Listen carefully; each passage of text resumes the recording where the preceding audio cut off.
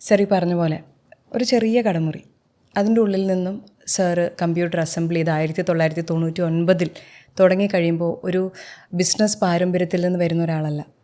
അന്നൊരു സ്റ്റേബിൾ ജോലിക്ക് വേണ്ടി എല്ലാവരും അങ്ങനെ പോകണമെന്ന് പറയുന്ന കാലത്ത് അതല്ല എൻ്റെ വഴിയെന്ന് തീരുമാനിച്ച് ഇതിലേക്ക് വരാനായിട്ട് സാറിനുണ്ടായ പ്രചോദനം എന്തായിരുന്നു? വാസ്തവത്തിൽ അങ്ങനൊരു ബിസിനസ്, നേരത്തെ രേണു പറഞ്ഞതുപോലെ ഒരു ബിസിനസ് DNA എനിക്കില്ല. ഞങ്ങളുടെ കുടുംബത്തിലാരും ബിസിനസ് ചെയ്യുന്നവരില്ല. എല്ലാവരും ജോലി, കൃഷി അങ്ങനെ പോകുന്ന ആളുകളായിരുന്നു. കാഞ്ഞിരപ്പള്ളിയാണ് സ്വദേശം. അതുകൊണ്ട് തന്നെ എൻ്റെ പേരൻസ് രണ്ടുപേരും അധ്യാപകരായിരുന്നു. അപ്പം പൊതുവിൽ ബിസിനസ്സിനോടൊരു ഭയമുണ്ടായിരുന്നു അന്ന് എല്ലാ ആളുകൾക്കും. മാത്രമല്ല, മറ്റൊരു ജോലിയും കിട്ടാത്തവർ ചെയ്യുന്ന ഒരു തൊഴിലായിട്ടാണ് ബിസിനസ്സിനെ അന്ന് പൊതുവെ ഞങ്ങളുടെ നാട്ടിലൊക്കെ കണ്ടിരുന്നത്. അത്ര ഒരു മാന്യതയും കുറവായിരുന്നു വാസ്തവത്തിൽ. ഇപ്പം സംരംഭകത്വത്തിൻ്റെ ഇന്ന് ഒരു മാന്യത കൈവന്നിട്ടുണ്ടല്ലേ, സ്റ്റാർട്ടപ്പുകളൊക്കെ ആയിട്ട്. പക്ഷെ അന്ന് അങ്ങനെ ഒരു മാന്യത ഇല്ലാത്തൊരു സമയമായിരുന്നു. പക്ഷേ ഞാനൊരു പ്രത്യേക സാഹചര്യത്തിലാണ്. ഞാൻ ജോലി ചെയ്തതിന് ശേഷമാണ് ബിസിനസ്സിലേക്ക് വന്നത്. 2 വർഷം ഞാൻ ജോലി ചെയ്തിരുന്നു. ഒരു കമ്പ്യൂട്ടർ അസംബിൾ ചെയ്ത് സെല്ല് ചെയ്യുന്നൊരു സ്ഥാപനത്തിൽ ഞാൻ ജോലി ചെയ്തിരുന്നു. പ്രാഥമികമായ വിവരങ്ങൾ അവിടുന്ന് ലഭിച്ചു. അപ്പം ഞാൻ ഇതിൻ്റെ ഒരു സാധ്യത അന്ന് തന്നെ നമുക്ക് മനസ്സിലായി. കാരണം കമ്പ്യൂട്ടറൈസേഷൻ വന്നൊരു സമയമാണ്. അപ്പം ഇത് നമ്മുടെ ജീവിതത്തിൻ്റെ ഒരു ഇന്നോവേറ്റബിൾ പാർട്ടായി മാറുമെന്ന് അന്ന് തന്നെ നമുക്ക് തോന്നി, ഈ ഡിജിറ്റലൈസേഷൻ അല്ലെ കമ്പ്യൂട്ടറൈസേഷൻ. അപ്പം അതിൻ്റെ ഒരു സാധ്യത കണ്ടു. 2 ആളുകളുമായി നമുക്ക് വല്ലാതെ സമ്പർക്കത്തിലേർപ്പെടാൻ പറ്റുന്നൊരു മേഖലയാണല്ലോ ബിസിനസ്. ഞാൻ പഠിച്ചിരുന്ന സമയത്തൊക്കെ അങ്ങനൊരു വിദ്യാർത്ഥികളൊക്കെ ആയിട്ട് കൂടുതൽ ഇടപെട്ടിട്ടുള്ള ഒരാളായിരുന്നു. ഒരു സ്റ്റുഡൻസ് യൂണിയനിലൊക്കെ ഉണ്ടായിരുന്നു. അപ്പോൾ അതിൻ്റെ ഒരു കണ്ടിന്യൂറ്റി എനിക്ക് ബിസിനസ്സിലാണ് തോന്നിയത്. ഈ ടിപ്പിക്കലിയുള്ള ആ ഒരു രാഷ്ട്രീയത്തിൽ നിന്നും മാറിയിട്ട് ജനങ്ങളുമായി സംവദിക്കാനും ജനങ്ങളുമായി അടുത്തിടപഴകാനും നമുക്കൊരു ടീമിനെ ബിൽഡ് ചെയ്യാനും ഒക്കെ ഉള്ളൊരു ഓപ്പർച്യൂണിറ്റി ആയിട്ടും കൂടെ നമ്മുടെ ഒരു സോഷ്യൽ ലൈഫ് ബിസിനസ്സിൽ ഞാൻ കണ്ടു. ആ രീതിയിൽ കണ്ടു. സാധാരണഗതിയിൽ തുടക്കത്തിലുള്ള പോലെ തന്നെ വലിയ സ്വപ്നങ്ങളൊന്നുമല്ല. നമ്മൾക്ക് ഒരു സെൽഫ് എംപ്ലോയ്മെൻറ്റ്, ജോലിക്ക് പകരം ഒരു വരുമാന മാർഗം എന്നുള്ള നിലയ്ക്കാണ് തുടക്കത്തിൽ. ഒരു ബിസിനസ് എന്ന് പറയാൻ പറ്റില്ല, സെൽഫ് എംപ്ലോയ്മെൻറ്റ് എന്നുള്ള നിലയ്ക്കാണ് തുടങ്ങിയത്. സർ, ഈ ഇത്രയും വർഷത്തിനിടയിൽ ഇപ്പം 44 ബ്രാഞ്ചുകൾ സർ ഓപ്പൺ ചെയ്തു. വീണ്ടും പുതിയതിൻ്റെ ഓപ്പണിങ്ങിൻ്റെ വഴിയിലാണ് സാർ ഇപ്പം നിൽക്കുന്നത്. അവാർഡുകൾ ഒരുപാട് നേടി. ഓക്സിജൻ എന്ന പേര് മലയാളിയുടെ മനസ്സിലേക്ക് ഒരു ട്രസ്റ്റഡ് ബ്രാൻഡായി മാറി. സാർ തിരിഞ്ഞു നോക്കുമ്പോൾ സാറിൻ്റെ ഏറ്റവും വലിയ അച്ചീവ്മെൻ്റായിട്ട് തോന്നുന്നൊരു കാര്യം എന്താണ്? അങ്ങനെ ഒന്നായിട്ട് അങ്ങനെ പലപ്പോഴും തോന്നാറില്ല. പല നല്ല മുഹൂർത്തങ്ങൾ ബിസിനസ് എനിക്ക് സമ്മാനിച്ചിട്ടുണ്ട്, വളരെ സന്തോഷം തരുന്ന. പക്ഷേ നമുക്ക് അതിലൊരു വലിയൊരു എക്സൈറ്റ്മെൻറ്റ് അങ്ങനെ ഒന്നിലും തോന്നാറില്ല പൊതുവേ. പക്ഷെ ഒത്തിരി സന്തോഷം തന്നിട്ടുള്ള നിമിഷങ്ങൾ നമുക്കുണ്ടായിട്ടുണ്ട്. ഇപ്പോൾ സാധാരണ ബിസിനസ്സിലെല്ലാവരും സ്ട്രഗിളിൻ്റെ കാര്യങ്ങളാണല്ലോ. പക്ഷേ സ്ട്രഗിളുകൾ എല്ലാവർക്കും ഉള്ളതുപോലെ തന്നെ സ്വാഭാവികമായിട്ടും നമുക്കുണ്ടെങ്കിലും എപ്പോഴും ഞാൻ പുറകോട്ട് തിരിഞ്ഞ് നോക്കുമ്പോൾ ഒരു 90% വളരെ പോസിറ്റീവായ കാര്യങ്ങളാണ് പലപ്പോഴും എനിക്ക് തോന്നിയിട്ടുള്ളത്. ആ നെഗറ്റീവായിട്ടുള്ള സെറ്റ് ബാക്ക്സ് കുറേ ഉണ്ടായിട്ടുണ്ടെങ്കിൽ കൂടി അത് ഓർത്തിരിക്കാൻ പോലും പറ്റുന്നില്ല. കൂടുതലും നമ്മുടെ ലൈഫിൽ പ്രത്യേകിച്ചും നമ്മൾക്കിപ്പം ഒരു 2000-ലധികം ജീവനക്കാർ നമ്മളോടൊപ്പം ജോലി ചെയ്യുന്നുണ്ട്. ഞാൻ ഏറ്റവും എക്സ്പ്ലോർ ചെയ്യുന്ന അല്ലെങ്കിൽ എൻജോയ് ചെയ്യുന്നൊരു മേഖല അതാണ്. ഒരാളായിരുന്നു ആദ്യം ഉണ്ടായിരുന്നത്. അപ്പോൾ ആ ഒരാൾ ഇപ്പോഴും എൻ്റെ കൂടെ ഉണ്ട്. പിന്നെ ഒരു 10-20 വർഷമായ ആളുകൾ തന്നെ 100 കണക്കിന് ആളുകൾ നമ്മളോടൊപ്പം ഉണ്ട്. അപ്പോൾ അതൊരു വലിയൊരു നമ്മുടെ ഫാമിലിയുടെ ഒരു എക്സ്റ്റൻഷനായിട്ടേ, ഒരു കുടുംബത്തിൻ്റെ ഒരു എക്സ്റ്റൻഷനായിട്ട് നമുക്ക് നമ്മുടെ ഒപ്പം ജോലി ചെയ്യുന്ന ആളുകളും നമ്മുടെ സഹപ്രവർത്തകരും ഇതൊരു വലിയൊരു എന്താ പറയുക, നമ്മൾ വളരെയധികം എൻജോയ് ചെയ്യുന്ന, വളരെ സന്തോഷിക്കുന്ന ഒരു ഇടമാണത്. അപ്പോൾ എനിക്ക് ഏറ്റവും ഹാപ്പിനെസ് തരുന്നൊരു ഇടമാണ് ഓഫീസ്. കാരണം ഇവരെയൊക്കെ കാണാൻ പറ്റുന്നു, ഇവരോട് ഇടപഴകാൻ പറ്റുന്നു. അത് തന്നെ നമുക്ക് വലിയ സന്തോഷമാണ്. അങ്ങനെയുള്ള ഹാപ്പിനെസ്സുകളാണ് ഞങ്ങളും അവാർഡുകളൊക്കെ ഉപരി. പിന്നെ ഉറപ്പായിട്ടും നല്ല നമ്മുടെ കൺസ്യൂമേഴ്സ്, ഞങ്ങൾ ആക്ച്വലി അവർക്ക് വേണ്ടിയിട്ടാണല്ലോ ഇതെല്ലാം ചെയ്യുന്നത്. അപ്പോൾ അവരിൽ നിന്നും കിട്ടുന്ന നല്ല ഒരു കമൻറ്റ്, അത് നമുക്ക് ഒരു എന്താ പറയുക, ഏറ്റവും വലിയൊരു നാഷണൽ അവാർഡ് കിട്ടുന്നതിനേക്കാൾ പലപ്പോഴും സന്തോഷം തന്നിട്ടുണ്ട്. നിങ്ങൾ നന്നായിട്ടാണ് ഇരിക്കുന്നത്, ഞങ്ങൾ ആഗ്രഹിച്ച രീതിയിൽ നിങ്ങൾ ഡെലിവറി ചെയ്യുന്നുണ്ട്, നിങ്ങൾ ഇങ്ങനെയാണ് വേണ്ടത് എന്നൊക്കെ അവരിൽ നിന്ന് കിട്ടുന്ന അഭിനന്ദനങ്ങളാണ് ഏറ്റവും വലിയ റിവാർഡായിട്ട് എനിക്ക് തോന്നിയിട്ടുള്ളൂ. സാർ അഭിനന്ദനങ്ങളെക്കുറിച്ച് പറഞ്ഞല്ലോ. അപ്പോൾ ഓക്സിജൻ എന്നൊരു ബ്രാൻഡ് ഇത്രയും വലുതായിരിക്കുന്ന ഈ ഒരു വേളയിൽ 1-2 ആളുകൾ അഭിനന്ദിച്ചത് കൊണ്ടോ സന്തോഷം അവർക്കുണ്ടായത് കൊണ്ടോ ആ ബ്രാൻഡിന് വളരാനായിട്ട് സാധിക്കില്ല. അപ്പോൾ ഈ ബ്രാൻഡിൻ്റെ വളർച്ചയിൽ ഓക്സിജൻ്റെ ഒരു USP ആയിട്ട് സാറ് കണ്ടിട്ടുള്ളത്, അല്ലെങ്കിൽ മനസ്സിൽ കണ്ടത്, അല്ലെങ്കിൽ ആളുകൾ പറയുന്ന ഒരു കാര്യം എന്താണ്? ഞങ്ങൾ തുടങ്ങിയ അന്ന് മുതൽ തന്നെ, കാരണം ഒരു പ്രോഡക്റ്റ് സെല്ല് ചെയ്ത് കഴിഞ്ഞതിന് ശേഷമാണ് ശരിക്കും ഒരു റിലേഷൻഷിപ്പ് തുടങ്ങുന്നതെന്നാണ് ഞങ്ങൾ വിശ്വസിക്കുന്നത്. സാധാരണ റീറ്റെയിലൊരു പ്രൊഡക്റ്റ് വിൽക്കുന്നു, അതോട് കഴിയുകയാണ് അല്ലേ, ആ പ്രൊഡക്റ്റ് എടുത്തു പോയി. പക്ഷെ ഞങ്ങൾ ഇലക്ട്രോണിക്സ് ആയതുകൊണ്ടും കൂടെയാണ് കേട്ടോ, പ്രത്യേകിച്ചും ഇതിൻ്റെ ഒരു ആഫ്റ്റർ സെയിൽ സപ്പോർട്ട് വളരെ ക്രിട്ടിക്കലാണ്. അപ്പം വാങ്ങിയതിന് ശേഷമാണ്, പ്രത്യേകിച്ചും അന്നത്തെ കാലത്ത് കൺസ്യൂമറിന് ഇതിനെക്കുറിച്ച് ഒരു അവയർനെസ്സും ഇല്ല.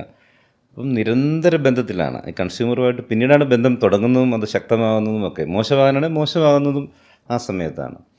അപ്പം ഒരു USP ആയിട്ട് ഞങ്ങൾ അതാണ് ആദ്യം മുതൽ പറയുന്നത്, ഒരു പീസ് ഓഫ് മൈൻഡ് നമ്മൾ കൊടുക്കുന്നു കൺസ്യൂമർക്ക്, ആ ഒരു മനസ്സമാധാനം. കാരണം മനസ്സമാധാനം പോകാവുന്നതൊരു മേഖലയാണ്, ഇലക്ട്രോണിക്സ് പ്രോഡക്റ്റാണ്, എപ്പോൾ വേണമെങ്കിലും അതിനെ വിഷയം. പ്രത്യേകിച്ചും കമ്പ്യൂട്ടറിലൊക്കെ അന്നത്തെ കാലത്ത് ഒരു സോഫ്റ്റ്വെയറിലുണ്ടാകുന്ന ചെറിയ അപ്ഡേഷൻ ഇഷ്യൂസ് പോലും മൊത്തം ക്രാഷാകുന്നു, വൈറസ് അറ്റാക്ക്, ഇങ്ങനെ എല്ലാം പ്രശ്നങ്ങളായിരുന്നല്ലോ പണ്ട്. വൈറസൊക്കെ ഒരു വലിയ താരമായിരുന്നല്ലോ.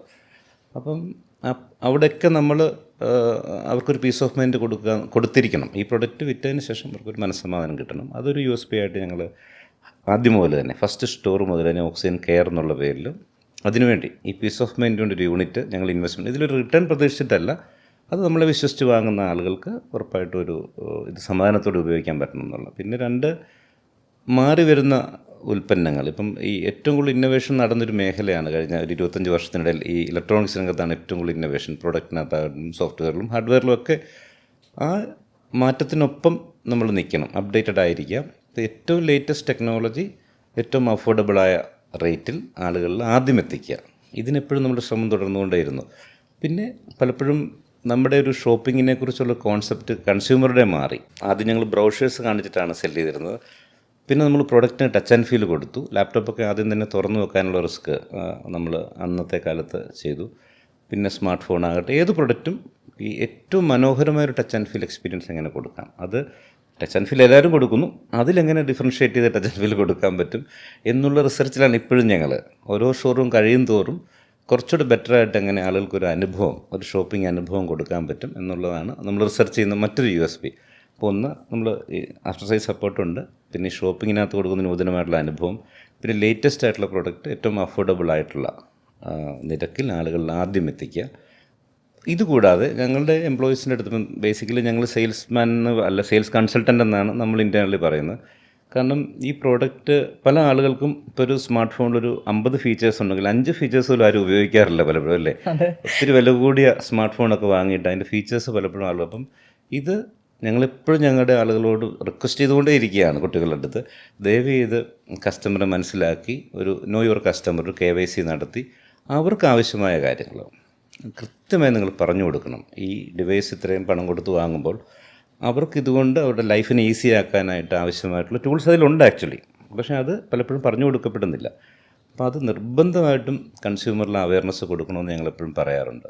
അപ്പോൾ ഇതിനൊക്കെ ശ്രമിച്ചുകൊണ്ടേയിരിക്കുന്നു ഞങ്ങൾ. പൂർണ്ണമായിട്ടും അത് കൊടുക്കുന്നു ഞാൻ 100% നമ്മളത് അച്ചീവ് ചെയ്യുമെന്ന് ഞാൻ അവകാശപ്പെടുന്നില്ല.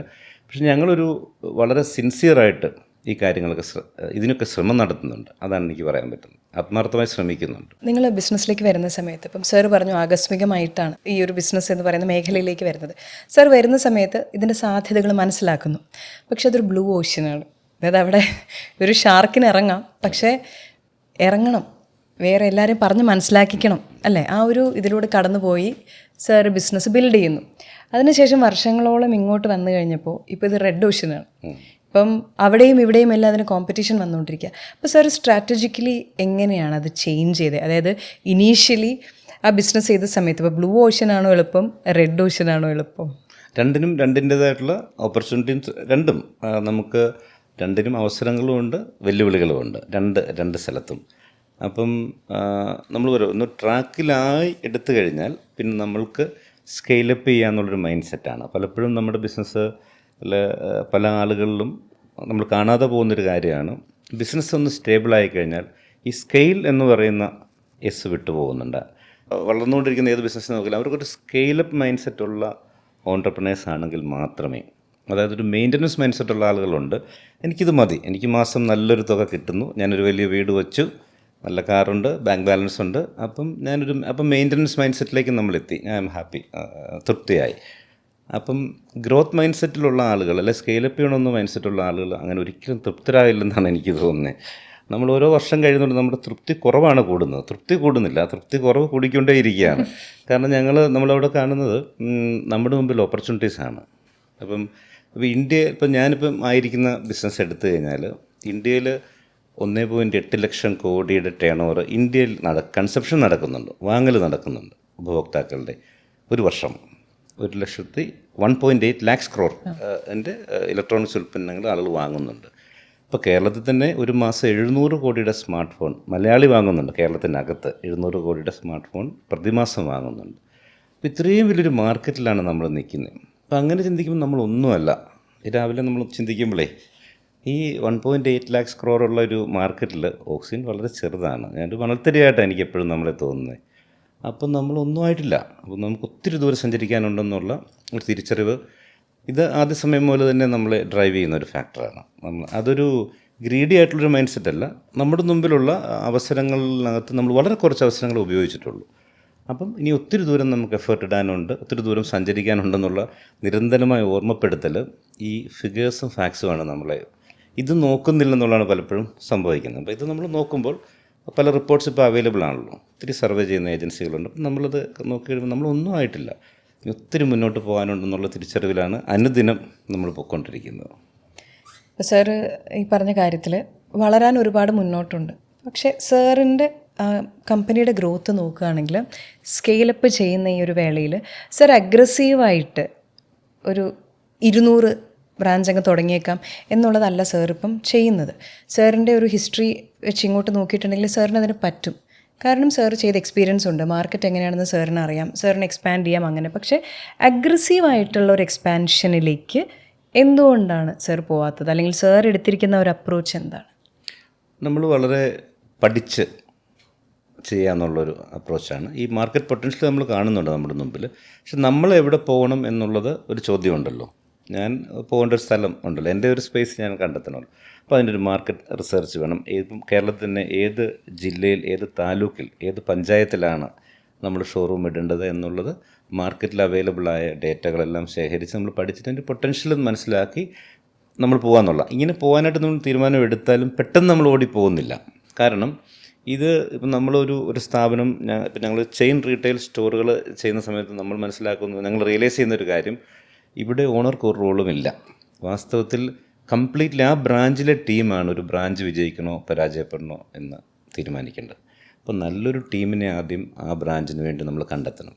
നമ്മൾ വലിയൊരു ഇൻഫ്രാസ്ട്രക്ചർ ഉണ്ടാക്കി അതിമനോഹരമായി ഫേർണിഷ് ചെയ്തു, കുറേ ഡിസ്പ്ലേ ചെയ്തു, മാർക്കറ്റിങ്ങിൽ കോടികൾ സ്പെൻഡ് ചെയ്തു. പക്ഷെ നല്ലൊരു ടീമല്ല ആ ബ്രാഞ്ച് ഹാൻഡിൽ ചെയ്യുന്നതെന്നുണ്ടെങ്കിൽ ഒരു 6 മാസത്തിന് ശേഷം ബിസിനസ് നേരെ താഴേക്ക് ഡീഗ്രോത്തിലേക്ക് നമ്മൾ പോകും. ആളുകൾ മടുക്കും.